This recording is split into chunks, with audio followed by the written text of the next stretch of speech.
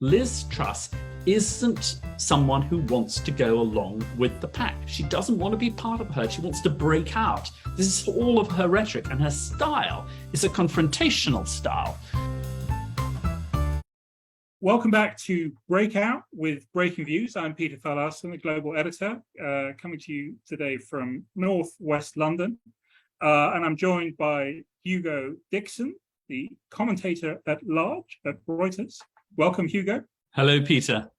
So we have, Britain has a new prime minister again. She is Liz Truss, the former foreign secretary.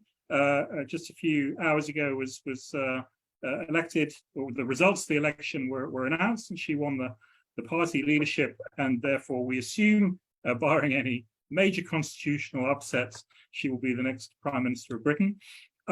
So Hugo, you've been looking at the question of what Liz Truss means for the economy and for financial markets. So what can we expect from Trussonomics?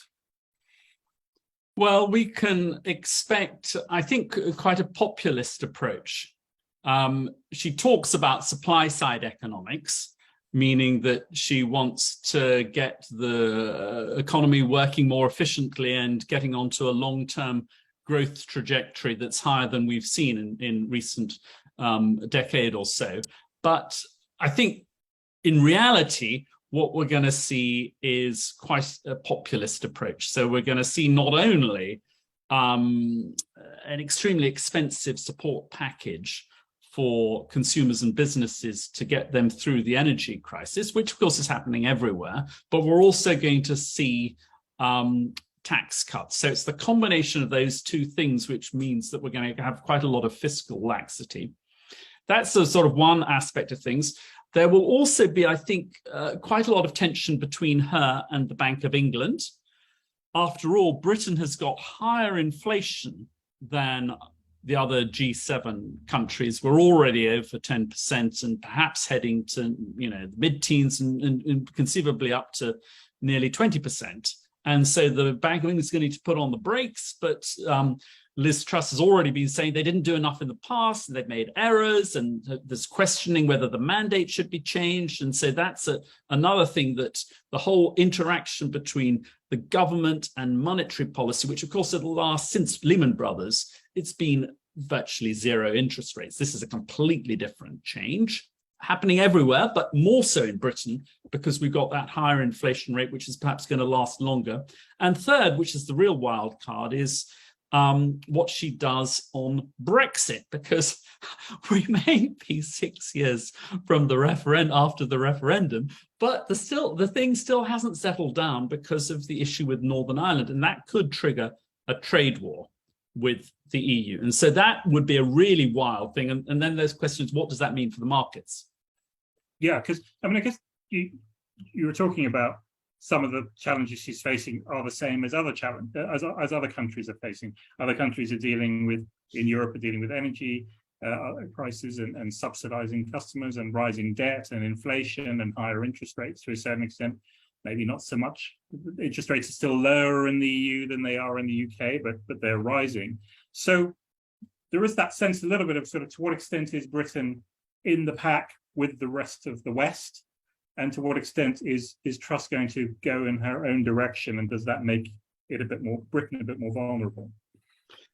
Well, first of all, I think the West is, and you have to divide the West between America and Europe, because actually America is going to get out of this crisis much sooner, and because it's a net energy exporter, in some ways it benefits from this crisis.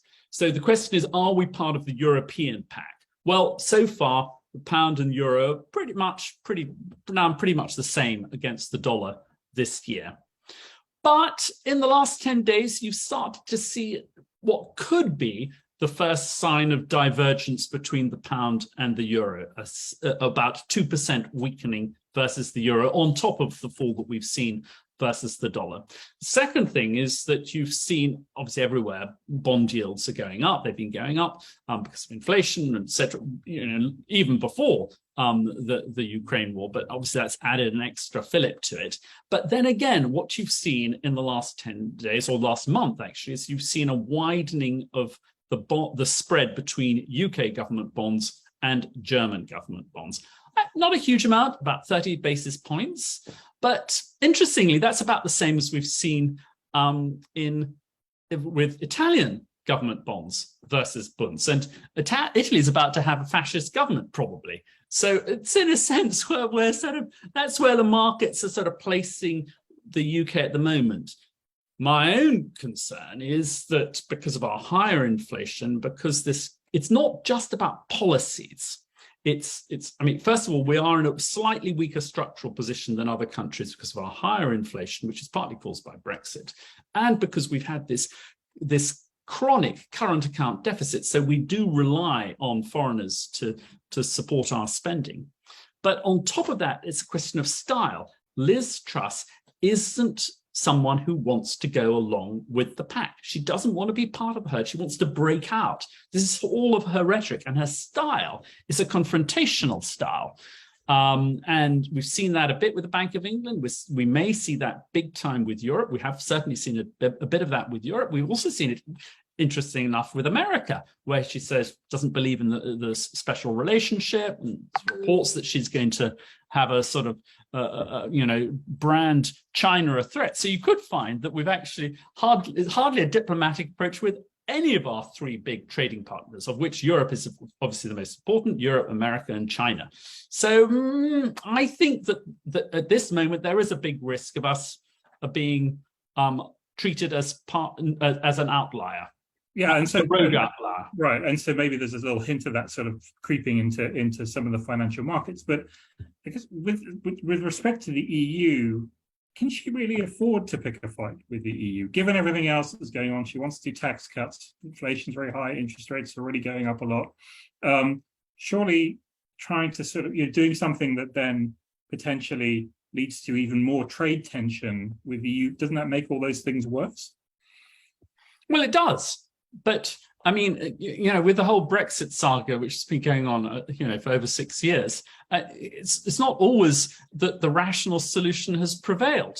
There's a lot of emotion about this, and not just emotion. There's also a lot of narrow political calculation, which is not necessarily what is good for the country, for Britain. It's a question of what is good for the Conservative Party. It's not even necessarily what is good for the Conservative Party. It's what is good for particular people who are in control of the Conservative Party. And there's a particular faction that dominates it.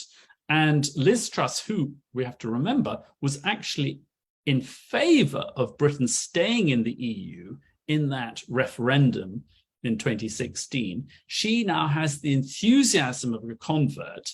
Whether that's genuine or not, who knows? But she has sold her soul to the hardline Brexiters in her party. And she may find that even if it is very bad for the economy, this is the only thing that makes sense for her in her narrow political calculation.